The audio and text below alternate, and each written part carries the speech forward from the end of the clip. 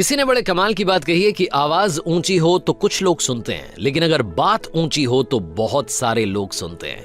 Hi guys, मैं हूं RJ Kartik. एक छोटी सी कहानी। ये कहानी एक लड़के की। 24 साल का लड़का जो सेठ के यहाँ पर नौकरी करता था। उसके माँ बाप इस दुनिया में नहीं थे। जिंदगी बड़ी परेशानी में चल रही थी। वो जाता था, रोजाना पैसे कमा करके घर आता था, खाना बनाता था, खाता था, सो जाता था। एक दिन उसने देखा कि उसने 4 चपाती और सब्जी बनाई।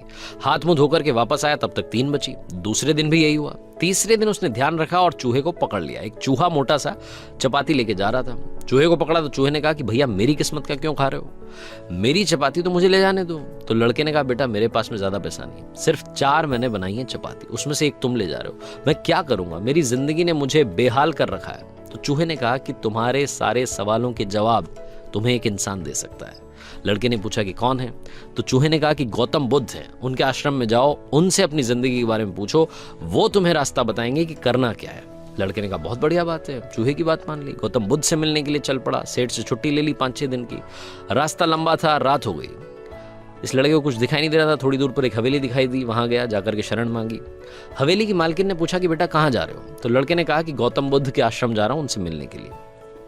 तो मालकिन ने कहा कि बहुत बढ़िया जगह जा रहे हो, गौतम बुद्ध से हमारे एक सवाल का जवाब लेकर के आना, अगर वो सवाल का जवाब दे दें। तो लड़के ने कहा जरूर, आपका सवाल पूछूंगा, बताइए। तो हवेली की मालकिन ने कहा कि बेटा मेरी 20 साल की बेटी है जो 20 सालों से एक शब्द नहीं बोली है, बोल नहीं सकती है। बस उनसे पूछ लेना कि ये बेटी कब बोलेगी। ये बोलते बोलते उनकी आंखों में आंसू आ गए।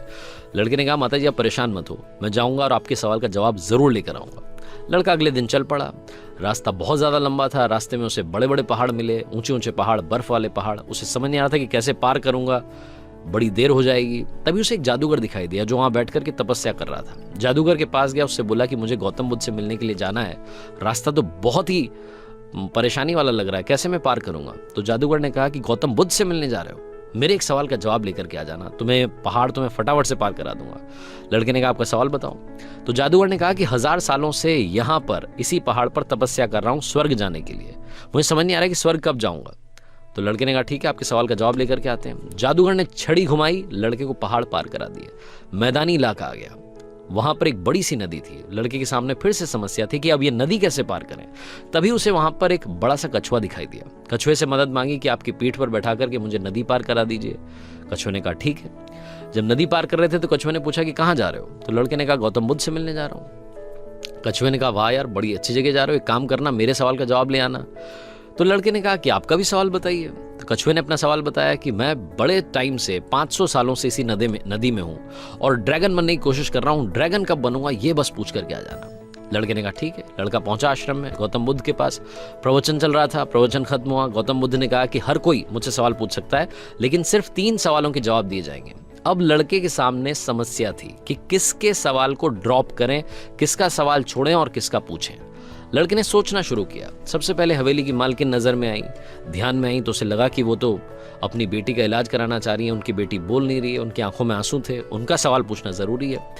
दूसरी जो तस्वीर उसके दिमाग में आई, नजर में आई, वो आई जादूगर की। जादूगर 1000 साल से वहां तपस्या कर रहा है बर्फ के पहाड़ में।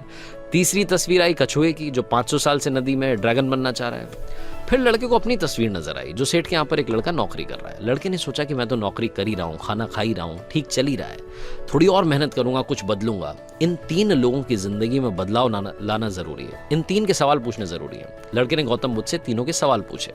गौतम बुद्ध ने जवाब दिया सबसे पहले हवेली की मालकिन के सवाल का। उन्होंने कहा कि उस मालकिन की जो बेटी है 20 साल की, उसकी जैसे ही शादी होगी वो लड़की बोलना शुरू कर देगी। दूसरे सवाल का जवाब देते हुए गौतम बुद्ध ने कहा कि जो जादूगर है उससे कहना कि वो छड़ी छोड़ दे, जिस दिन उसने छड़ी छोड़ दी, छड़ी का त्याग कर दिया, वो स्वर्ग चला जाएगा। तीसरा सवाल था कछुए का। गौतम बुद्ध ने कहा कि उस कछुए से कहना कि अपना कवच उतार दे, जिस दिन उसने कवच उतार दिया उस दिन वो ड्रैगन बन जाएगा। लड़के ने नमस्कार किया, प्रणाम किया, चल पड़ा वापस। रास्ते में कछुआ मिला। कछुए से कहा कि भैया कवच उतार दो। गौतम बुद्ध ने कहा तुम ड्रैगन बन जाओगे। कछुए ने जैसे ही कवच उतारा मोती ही मोती निकल आया। कछुए ने कहा मोती का मैं क्या करूंगा, आप ले जाओ। लड़के को मोती दे दिए और कछुआ ड्रैगन बन गया। थोड़ा आगे चला तो जादूगर मिला। जादूगर को जाकर के कहा कि भैया आपको छड़ी छोड़नी पड़ेगी, तभी आप स्वर्ग जा पाओगे। जादूगर ने कहा ये लो छड़ी छोड़ दी, ये छड़ी तुम रख लो, मैं स्वर्ग चला जाऊंगा। जादूगर स्वर्ग चला गया। और अब आई बारी तीसरे सवाल की। ये पहुंचा उस हवेली में जहां मालकिन ने सवाल भेजा था। मालकिन से जाकर के बोला कि मालकिन आपका जो सवाल था उसको जवाब मिल गया है, आपकी 20 साल की बेटी की जिस दिन शादी हो जाएगी उस दिन ही बोलना शुरू कर देगी। उन्होंने कहा क्या बात है, तो देर कैसी, मेरे सामने ही तो दूल्हा बैठा है। तुमसे बढ़िया लड़का कौन हो सकता है। लड़की को बुलाया गया, लड़के ने लड़की को देखा, लड़की ने लड़के को देखा, शादी करा दी गई। और जैसे ही शादी हुई, लड़की ने पहली बात बोली कि आप तो वही हो जो उस दिन रात में हमारे यहाँ आकर के रुके थे। लड़की ने बोलना शुरू कर दिया। लड़के के पास में जिंदगी में पैसा आ गया, क्योंकि मोती मोती आ गए, जादूगर की छड़ी आ गई, ताकत आ गई, और शादी भी हो गई। लड़के की जिंदगी सेटल हो गई, सिर्फ इसलिए क्योंकि उसने अपने सवाल का त्याग कर दिया था। इस दुनिया में जो जहाज होता है जब किनारे पर होता है तो सुरक्षित होता है, सबसे ज्यादा सेफ होता है, लेकिन उसे दूसरे किनारे पर जाने के लिए इस किनारे का त्याग करना पड़ता है, लहरों से भिड़ना पड़ता है, मुकाबला करना पड़ता है। इस लड़के ने जब तक अपना सवाल नहीं छोड़ा था, इसको जवाब नहीं मिले थे। ये छोटी सी कहानी लाइफ में बहुत बड़ी बात सिखाती है। अगर आप कुछ कमाल करना चाहते हैं तो त्याग कीजिए उन बुरी आदतों का, आलस्य का। सुबह जल्दी उठना शुरू कीजिए, अपनी लाइफ में जो बैड हैबिट्स हैं उन्हें हटाइए, तभी जाकर के आप कमाल कर पाएंगे। आरजे कार्तिक एक बार फिर आपसे कहेगा, कर दिखाइए कुछ ऐसा कि दुनिया करना चाहे आपके जैसा। हर सोमवार सुबह 9:30 बजे मेरे चैनल पर देखिए एक नई कहानी।